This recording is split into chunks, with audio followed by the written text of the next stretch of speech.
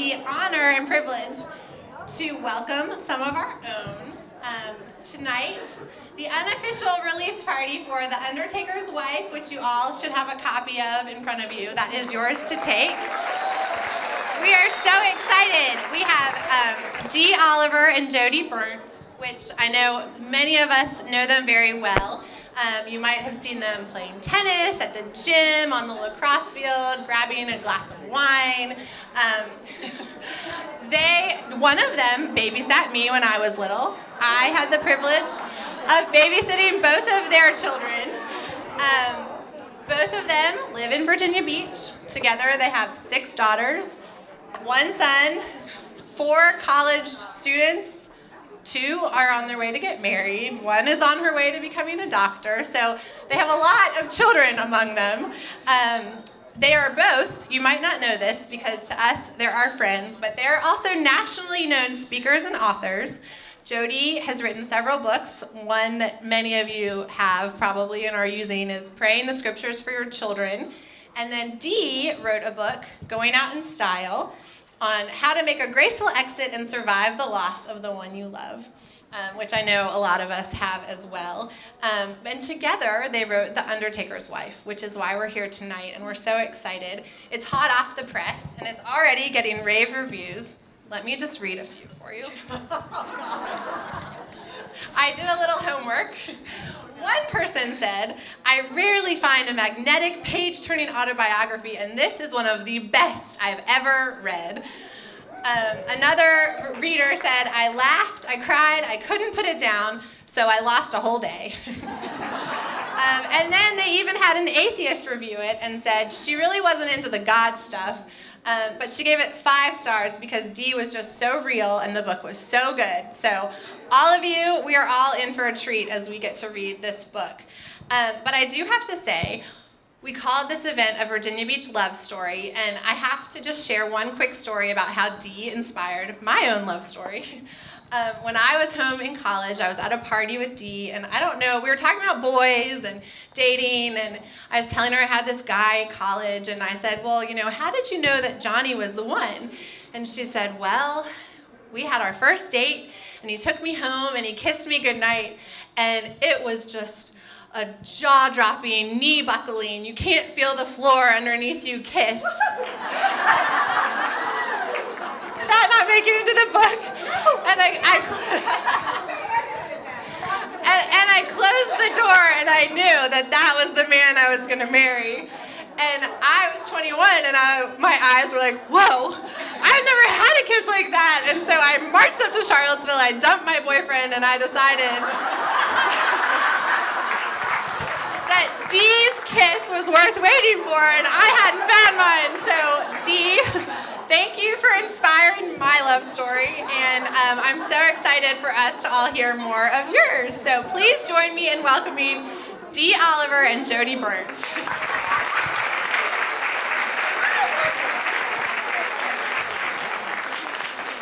Oh, my mercy. I got one too. Yeah, I got one too. And you know, I'm sorry, we're so tacky. We're up here moving furniture. It's like a nightclub. But we figured y'all wouldn't be able to see us behind these big podiums. Plus, if y'all haven't already noticed, Dee has fabulous legs. And she was on the 700 Club today, and all the feedback we're getting is not about her wonderful story or her testimony, it's just your legs look great. So you have to be able to see those. Anyhow, we are so glad to be here, and it is just a treat. And really, I mean, we both do a lot of speaking, but nothing's as fun as speaking when you're among friends. And so thank you to every one of you who came tonight. And this book began probably a year after Johnny died. Dee was speaking at Linda Lindfor's house, and I heard her, and I thought, oh my gosh, there's a book there. So without Dee's permission, I went home and started writing it. And that was a long time ago, 6 years ago, and put it aside. And then Dee began her own writing and blogging. You've probably followed some of her blogs. And I think we were working out one day at the Princess Anne, and I'm sorry if you work out with us, we're kind of loud because we cackle. And I thought, this really is a book. And so called the publisher, and they agreed, and so you're here on day 2 of its life, because it just came out yesterday. So we're so excited. So And we're going to have time at the end for questions. So if you have something to ask Dee, hold on to it. But I will say that the last time I heard Dee speak, someone raised her hand at the end and said, yeah, I am going to tell this. Dee, can you tell me about the Botox? I mean, where do you put the Botox? And so I'm just telling you right now, she's very honest in the book. And if that's your question, feel free to ask it, but maybe you'll come up with something else. So here we go. All right.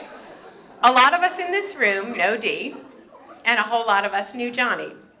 But I want to start by taking us back to the days before they got married, because Dee was this young girl hanging out on the beach, dating all the surfer boys, like I'm sure many of us, and she was fantasizing. Oh, good. Because Jodie was taking this somewhere else. Are we good? How come mine works? Yours doesn't work. Mine's working.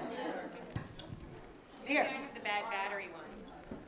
It's like Mr. Microphone. All right, you want to check the batteries? Here, because, okay, so we're back. We're taking, Dee's on the beach, fantasizing about marrying a doctor, but that's not what happened. Dee, why didn't you marry a doctor, and how did you end up with an Undertaker? Well, he didn't say yes when I asked him. Yeah, I'm teasing. No, I thought, you marry a doctor, and that way, if you get sick, automatic house call. No charge, no copay, got it going on. Normally, 9 out of 10 of them, good looking, correct? But it didn't work out. I did date the doctor, and it didn't work out. It was brief. And so then the next thing you know, I'm in a cemetery. I didn't know that that was going to be a place that I hung out in years to come. And I'm on a blind date with the funeral director. And then I'm on a real date with the funeral director. And the next thing you know, I am in a sports car with the funeral director. And we're riding along, and he says, I'm on call tonight. And I said, great. And we have reservations at the Steak and Ale. And I said, well, it was that or the Red Lobster. He was a high roller. So, I'm sorry. So we're on our way to the Red Lobster in a blue blazer and khaki pants, mind you, not the black pinstripe suit, in a sports car. And he says, I'm on call. So we whip over to the 7-Eleven, because that was before cell phones. And he comes back and he says, look, I want to go out with you, but I got to do one thing. It'll be real quick, and we'll be on our way to Steak and Ale.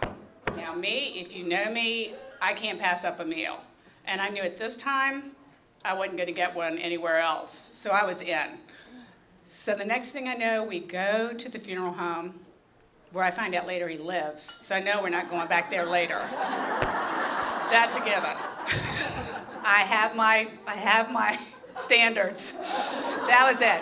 So, and he goes inside, and he comes back out in that black pinstripe suit, opens the door, and says, we need to change vehicles just really quick. I'm in a black station wagon. Off we go into the night of Norfolk. And I'm sitting in the station wagon, and he goes, and there are two guys that are dressed exactly like him standing there waiting for him. And he leaves. He says, I'll be right back. I said, okay. So I light up a cigarette, because I was in the Catholic school then, and that's what we did. And so, and we didn't have cell phones, so you couldn't check your email or Facebook. So I'm smoking a cigarette, and the next thing you know, I hear this boom, boom, boom. And I'm like, oh my gosh.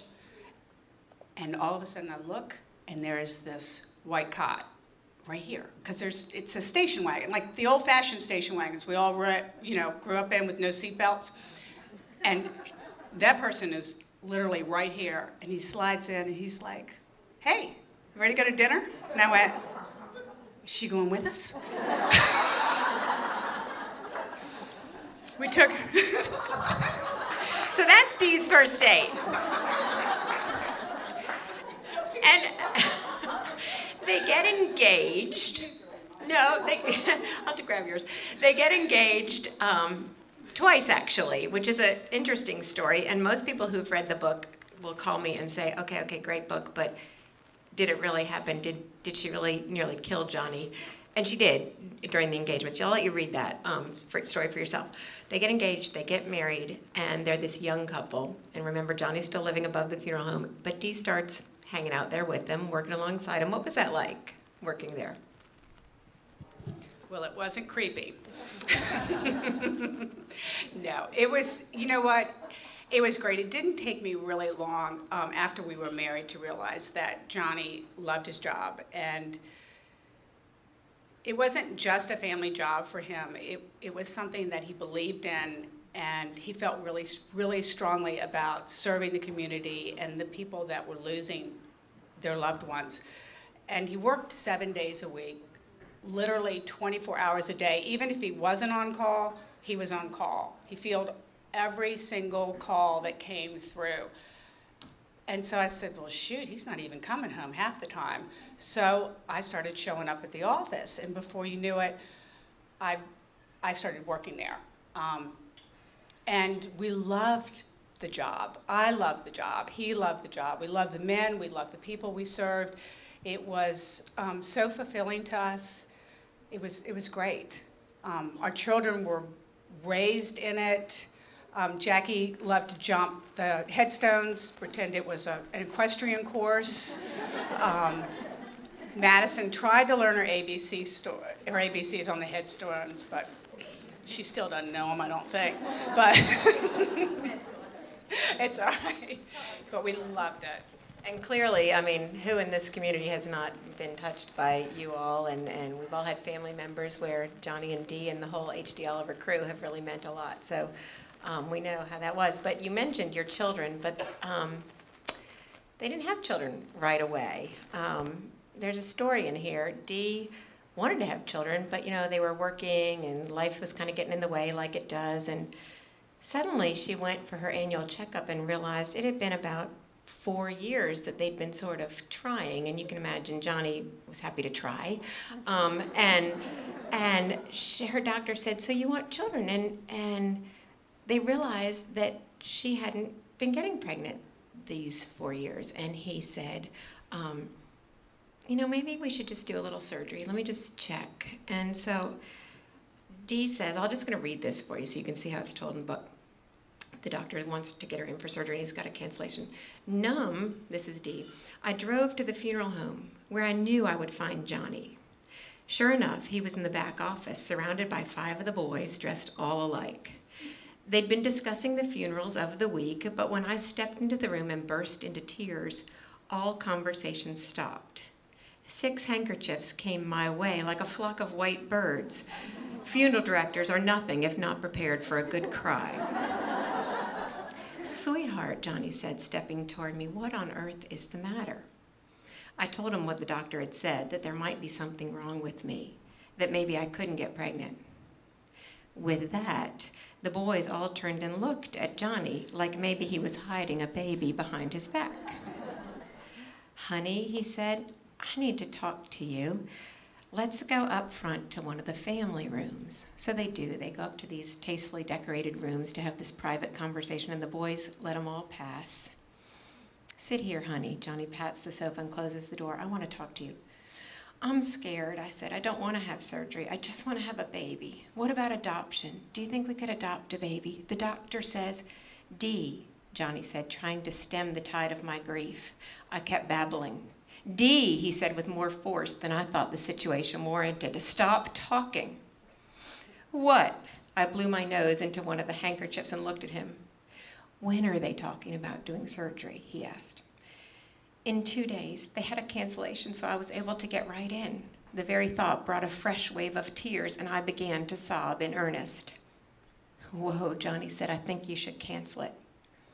I know, I don't want to have the operation, but I just want to get it over with. I want to know what's wrong. Dee, Johnny's voice was softer now. I have to tell you something.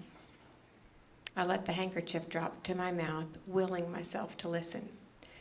Johnny reached up and took one of my hands in his. Please, God, I thought, don't let him tell me he doesn't want children or that we can't adopt. A long time ago, he began, before I met you, I had A vasectomy. And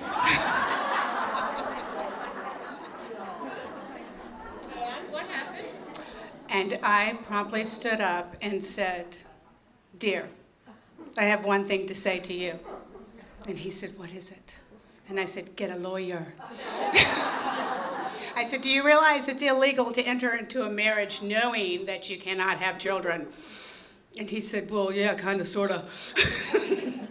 And that I took off, opened the door, and with that, 5 funeral directors fell in, and I realized that they too also knew the secret of the vasectomy. I was the one that didn't know it, so I stormed out. The guys scattered into the embalming room where they knew I wouldn't go, and off I went home, furious, because to be honest with you, I wanted children so badly that I knew that the marriage wouldn't last, that I was going to really have to file for divorce, because if it came down to it, I would eventually learn to hate him, and the marriage would crumble in a matter of years. And so I figured, cut your losses and go.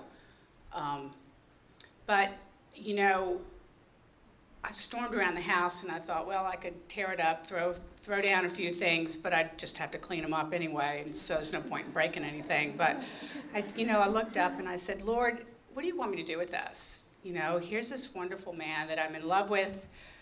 You've put us together. You know I want children. You're going to have to fix this, because I don't even know what to do with this, and I don't want to end this marriage." So do you want me to tell the whole story?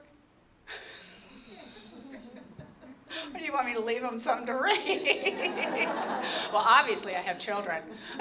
Obviously, she has children. I will tell you that, as you'll read, he was able to fix that issue, and they had pop, pop, pop, 3 girls right in a row, and Dee gave him a vasectomy for his birthday the next year. So all good. So clearly, though, they were dearly, dearly in love, and I'm sure Dee, just like all of us, thought they would grow old together with these 3 precious girls, but that's not what happened. And I know some of you have heard Dee tell about the night that Johnny went, but why don't you tell what happened? So I go on this girls' trip, go play a little tennis, and I come back, and we have a great dinner, and we are in bed that night. And Johnny turns to me and he says, "I love you. You're the love of my life." And about a couple of minutes later, he grabs his head and he gets up on his knees and he says, "Oh my God." He goes, "My head hurts so bad." And with that, for a minute, I thought, wait. And I flipped him over and realized at that moment that something was terribly wrong. And as I flipped him over and got him straight, the side of his face started to fall and his voice got garbled and he could no longer say anything. And I reached for the phone and dialed 911. Grabbed his cell phone, hit the first name on that, which was Bose, because they're on alphabetical order, and realized that my husband had an aneurysm that had burst. Rescue squad came. I ran downstairs, opened the door, got him dressed, got myself dressed, and by the grace of God, to be honest with you, because I think every rescue person in the Virginia Beach had answered that call, and they were rolling down the road. None of my children woke up, and not one of my dogs, at that time had 2, even barked. By the time we got to the ER, I pretty much realized that we were in serious trouble. Unfortunately, with funeral directors, we're not doctors, but we got enough information to make us dangerous. And I had enough information to know that we were definitely in danger. 2 days later, after a couple of bleeds and some discussions with the doctor, I decided to make the decision to take him off of life support. I went in, took him off, and all the boys were standing there. And I just looked at them and I said, come on, we're going to take him home. And that was the beginning of a new chapter in my life, that God had set the road up for me to travel. Well, you say that in the book, you say you never had prayed a whole bunch, until that point. And then suddenly that changed. You had a new best friend every day. Talk about that. So after all this happens, I realized that I'm pretty much in a bad situation here. I've lost my husband, my mother is dead, and I've got these 3 girls, and I need somebody to run the ship, and it isn't me. And so I said, you know what, we're going to grab this Bible and we're going to show up downstairs on that front step with a cup of coffee. And I went out there and looked at God and said, your plan? I'm not thinking this is a good one. I could probably have gotten a better one going, but you're in charge, so we're going to go with this. And I'm going to show up every morning, and I know you're going to be here with me, and we're going to walk this road. And we did. I showed up every morning. Sometimes I was a little late, but the good Lord was waiting for me. And I showed up every night with a glass of wine in the driveway. I'm sure my neighbors thought I was crazy as I was pacing up and down, talking to God, drinking wine with him. But he was there, I was there. And I have to tell you, he has kept his promise on every single thing he's done for me. Probably wouldn't have gone down some of the paths that he's chosen for me, but looking back on it, I don't think I would have traded one moment of this. Well, I like how you say, you had a plan and he had a different plan. And you're humming along, trying to trust him, and he's taking you down some curves. I mean, she's got a whole chapter there on getting back in the dating scene, which, interesting. So part of the plan was you decided to go back to college, basically. I mean, did you want like the college t-shirt? What made you go back to school? I do have a Tidewater Community College t-shirt, and it has a hearse on the back. Because our mortuary science class, got them together. I wore it once and then thought, I'm thinking I shouldn't be sporting that. But I did. Johnny and I had talked about early on, a couple of years prior to him leaving, we talked about me going back to school and getting my mortuary science degree. So in case you need to know, that's a dual degree. It's a funeral director's degree and an embalming license. And I said, I don't think so.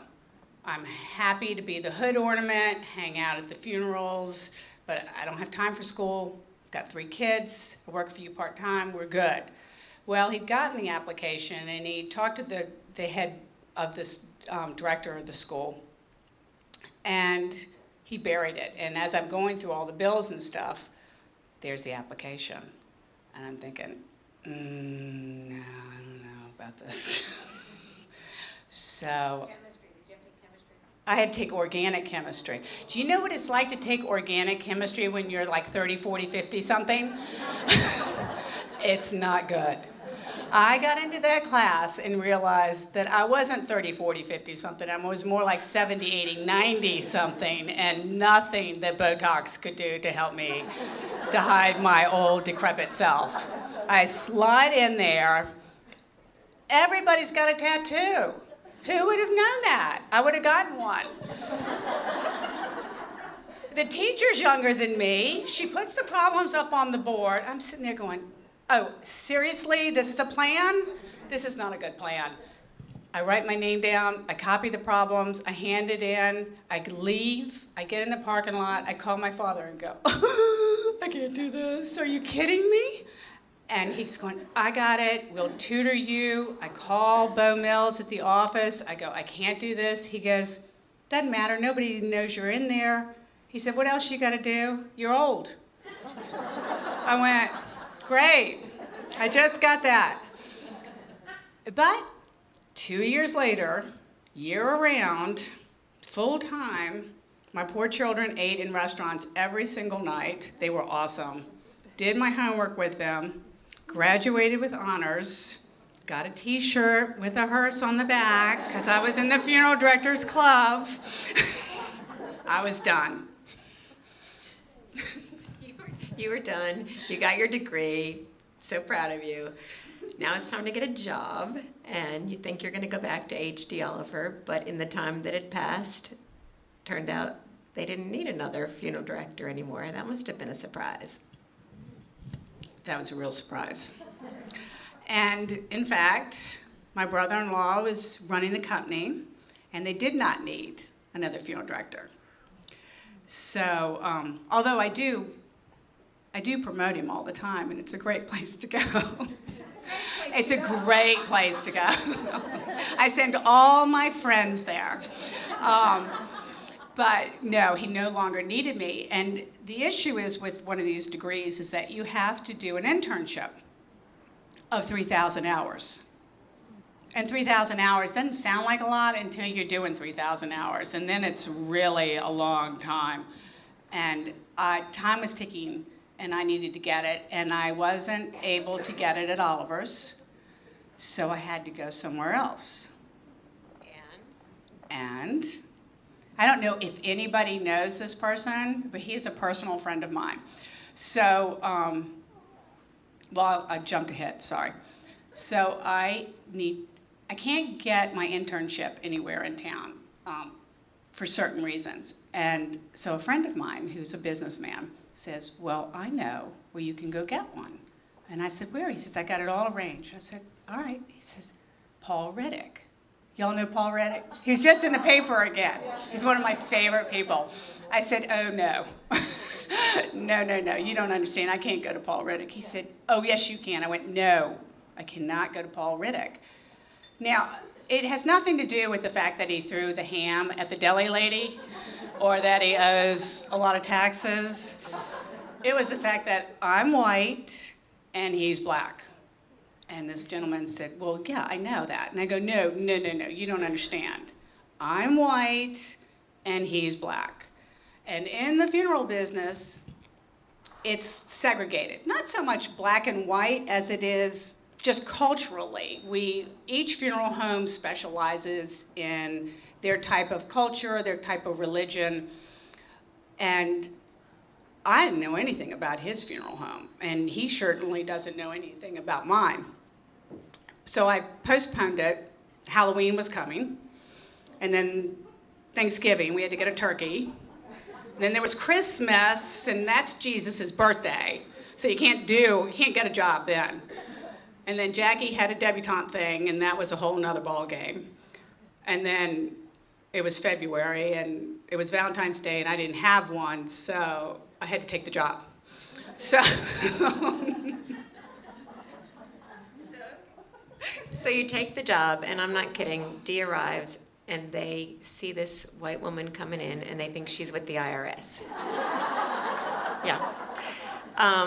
And Dee went down there pretty much thinking she knew her stuff. You know, H.D. Oliver's pretty top-ranked funeral home, and she could teach him some stuff, but it didn't quite turn out that way, did it? I mean, how was it? it was really different. One, I look like this. They don't. I never felt so in need of a spray tan in my entire life. They were fabulous. And they do their funerals completely differently. They're longer, a lot longer. They are always waiting for people to be saved. Unlike our funerals, they're 45 minutes and in and out, and we're eating ham biscuits. But when I arrived, they were so wonderful to me. They embraced me so much, they loved me so much that it was probably one of the best things I ever did. I don't think I would have ever missed that for anything. I wouldn't have changed the events in my life just so that I had the opportunity to be there. For 2 years I was there and learned so much from them. Yvonne is one of my favorite people, and her verse is hell to the no. Everything was hell to the no. I was like, wait, what does that mean? What's it mean, hell to the no? The publishers had us delete all the profanity in the book. Not that we put, well, yes, some of her part. But they let us keep hell to the no, because it's a good colloquialism that Yvonne says. But, so you're there, you're working there, and it's very sweet that, well, I mean, it's more than sweet. It's kind of jaw-dropping that you found yourself, you went down there thinking you could help them because you had 20 years of experience, you knew everything, and they helped you instead. They were part of your healing, they were part of your learning, they really opened your eyes. And how about, you talk about the white funerals and the black funerals being different, but you also said there's a lot the same. Yeah, they're very much similar in the fact that it doesn't matter really where you're from or what you have or what problems you have going on. It's always, God is always there to take care of you. And he showed up at all the funerals there. And they were amazing that the funerals, although they were an hour and a half to 2 hours long, and sometimes you had to get up and take a bathroom break, they were so similar in everything that we do that it really showed me that at the end of the day, everybody is exactly the same. We all come off on the same starting spot, and we all aspire to get to the end of the race and do it well. And I found that that is exactly what everybody is doing. It was kind of a neat revelation there for you. Okay, so you did not set out to become an expert on grief, on loss, on surviving the loss of someone you love. And yet, you have become that. You've got 2 books, you've got a blog. And you've got a whole section in here about advice. You talk about the no change rule, you talk about writing your obituary and how to do that well. What is one piece of advice that you would give to someone who is trying to survive the loss of someone they love? Well, there's a lot of advice. There's a lot of things I would tell you what to do, and a lot of things I would tell you not to do, probably a lot of not to do, because I dabbled in the not to do. Like, don't eat a whole bag of chips and drink a whole bottle of wine by yourself, because that doesn't work out in the morning at all, and then you just have to go to the gym longer and you have a headache. Don't do that. But the one thing I would say, the one thing that definitely got me through every single second was the prayer. I showed up. There were days where I didn't have anything to say. I sat there and I cried and shook my fist at God and fussed at him for his bad planning. And then there were days where I had a list that was probably a mile long of things I wanted him to get done before we had that glass of wine. And I showed up every single day, twice a day, and I still do. And every single second of every minute I've been here, he has answered every prayer, whether it was taking me to a black funeral home to spend 2 years and making a ton of friends there that I count as 5 of the top best things I ever did besides 3 children, or whether it was going back to school. I mean, I don't think I would have traded any of these experiences, but I think that when you start your day that way, and I'm no Bible scholar. Oh my gosh, this one, she just whips out a Bible verse for me today, and I had to go look it up. She's like, what was that?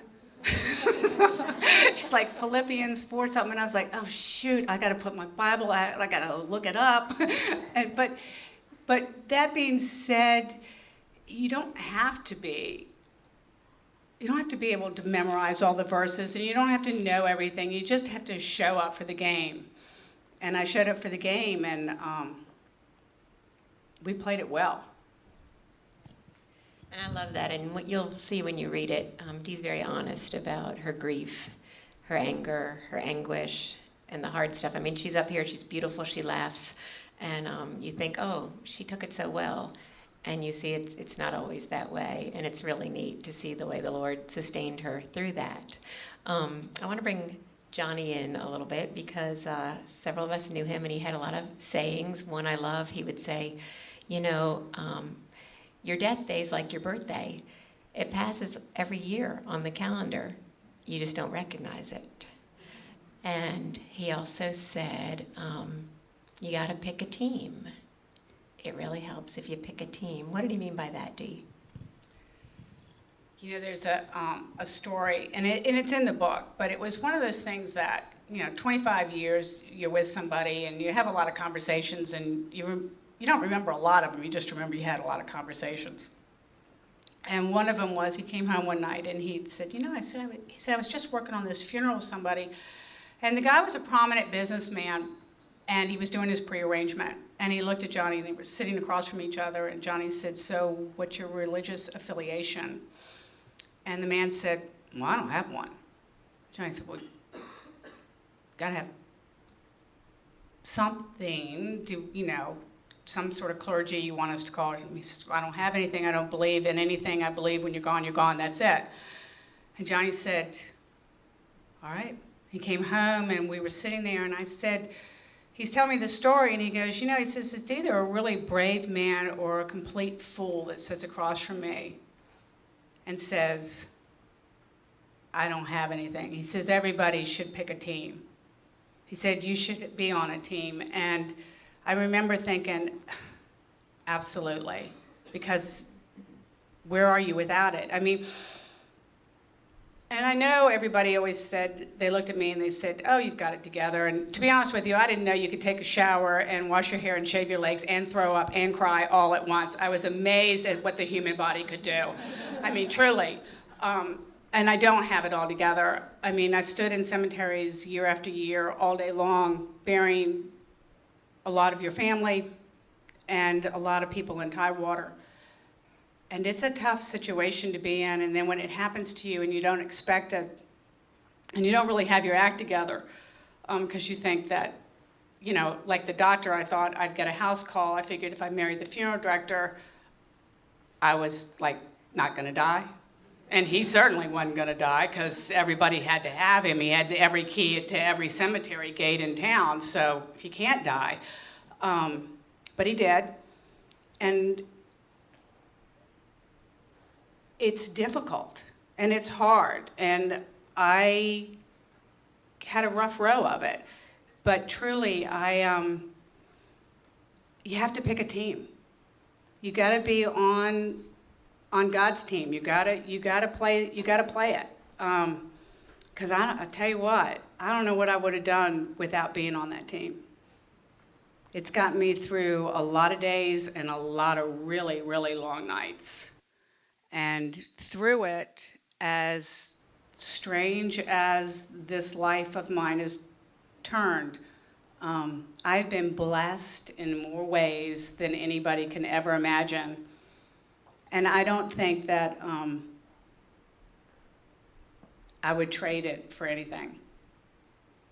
I know that people would ask me, if God could put it all back for you, bring Johnny back and put it all back together again, would you do it? And I got to say, I wouldn't. I wouldn't do it. My girls are amazing, and I don't know that they would have turned out the way they are right now, with the character and the fortitude and the depth that they have, the appreciation they have for life, the understanding they have of what really matters in life.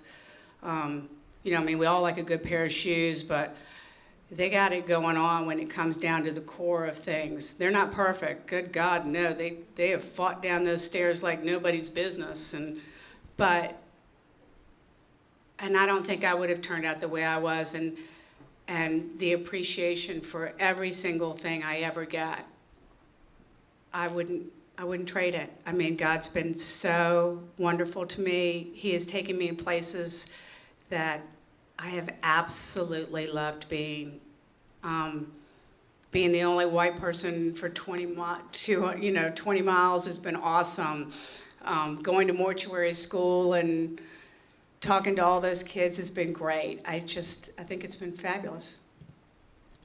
Well, thank you so much. Dee and I were talking earlier about how so often we want to wave that magic wand and make sure our kids don't suffer, our loved ones don't suffer. But as you hear her say, and as you'll see in the book, sometimes those are the places where God meets us in new and deeper ways than we ever would have seen him without that. And I think that's a really neat point that you make through this. So I know y'all want to have a chance to talk to Dee, to get her to sign books, but I also want you to have a chance to ask her your questions. If there's something about her story you want to know more about, something about, yeah, okay, you can. No, She can't. Anybody here except Barb is, okay, so, anybody else, is there anybody else who can't ask a question? Let's see. No. Just raise your hand and Elizabeth, or yell it out and I'll repeat it because we're down to one mic, so. Are you working now, Dee? Is Dee working now? Well, I'm doing this. No, not officially. I'm not. But you see her at just about every funeral because she is there and. At funerals, and I'm happy to take any calls and help and consult anybody in anything that they need. How old were you guys when Johnny passed? How old were the girls? Well, I'm not going to tell you how old I am. I was 30, 40, 50 something. Now the girls were, gosh, Jackie, how old were you? 15? Were you 15 yet? So they were 15, 13, and 12. Johnny just had his 61st birthday.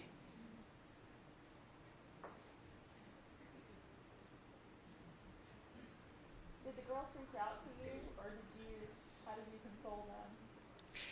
You know, I remember like it was yesterday, Madison was sitting in her room and she was balled up against the wall and she looked at me and she said, I can't believe God is punishing us like this. Why would God punish? What did we do wrong? Why are we getting this? Nobody else got this. Why us? And in my great wisdom, I said, you know, God's not punishing us. This is his plan for us. And your father had so many days allotted to him as far as God was concerned. And he's lived out those days. And we will continue to live our life according to his plan. And you will grow up, and you will go to college, and you will fall in love, and you will marry wonderful men, and I will make sure all that happens to you. And then, of course, then I went outside and went, what, are you kidding? This is a plan? You know? But basically, that's what I did. It was sort of, I had sort of set my sights on, I need to take care of them. I need to make sure that they understand that this isn't a punishment, that they didn't do anything wrong, that we didn't do anything wrong, that this is just the course of your father's life. And aren't we fortunate that we had that many years? And aren't you fortunate that you were able to see your father that long, and I got to grow up with him as long as I did?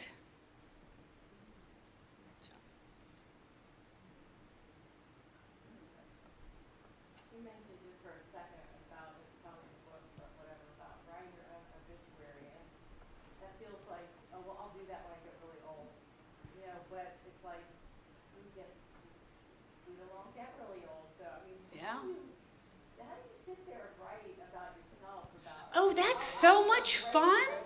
Oh, no. Okay, so this, for everybody in this room, you get a book, and then you have to email Jodie or me that you wrote your obit. Okay? So this is the deal. You should write your obituary. One, because, to be honest with you, when I had to sit down and write Johnny's, I thought, and I mean, I worked with him, so I spent a lot of time with him. I thought, I know this guy like the back of my hand. Well, I'm sitting there writing obituaries, and we did this all day long, and I know that it's got to be in by 2 o'clock the next day to make the paper. And I couldn't remember anything he did. And all of a sudden, I'm like, wait, I know he did more than this. There's got to be more than this. And the guys that worked with him, now remember, these guys are with him basically 24 hours a day for years and years and years. They couldn't remember it. And that's why we ask people to write their own obituary. One, because most people don't know that you were the president of the garden club or that you went to school. My children don't even know what college I went to, and they know I went to TCC because I got a T-shirt, but they don't know where I went before that. Barbara can tell them. So you do. But they don't know those things, and so that's why it's important to do that.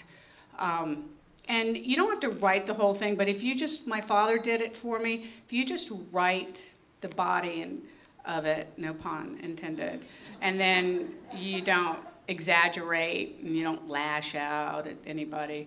But, Or you can make a, like you said, that last time I heard Dee speak, I took my mother to lunch afterwards, and I said, you know, let's write our obituaries. And it was great because there were things about her I didn't know, and there were things I would have put in that she said, oh, no, don't put that. And so it's just, it's great, you know? Get your husband, go on a date night, say, let's get a glass of wine, do our obituaries. It works. So. it's all good. That's right.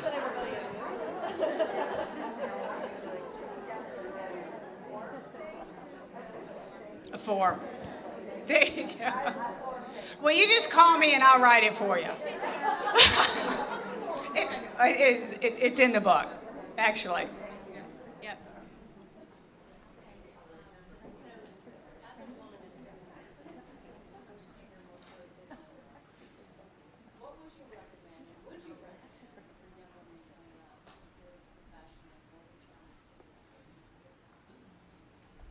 Would I recommend women to be funeral directors? Was that the question? You know, that's a great question. And being that I have 3 of them that have an opportunity to go into the business, yes, it is a great occupation, but it consumes most of your life. And so you have to understand that. I mean, literally, the only holiday we got in the funeral business was Thanksgiving because the cemetery closes for Thanksgiving. Truly. Because it's a national holiday. That's why. We are open for Easter. The last Christmas we had together, Johnny went to work and came home after, right before that night. So that in itself is very difficult. But we're seeing so many women in the business now, and they bring such a great component to that occupation that I think it's so valuable in that. Cindy, you're standing over there. Are we done? I see Cindy coming on. And you know what, y'all? Cindy did so much for this. You just have been doing tables and organizing. Thank you. All right, can we just talk about these flowers for a minute? Nancy Cole, and wait, Nancy, who's your, and Russie Snyder. This is Flower Buds, and yes, they do events. They do. Those are spectacular. Oh, they're not for us. We thought we were just advertising them. They're for us. Wow. And if Dee didn't get a workout, she will, holding this one. Aren't they beautiful? Thank you, Russie and Nancy. They're beautiful. And thank you, ladies. That was wonderful. It was funny. It was touching. It was just wonderful. Thank you both for sharing with us.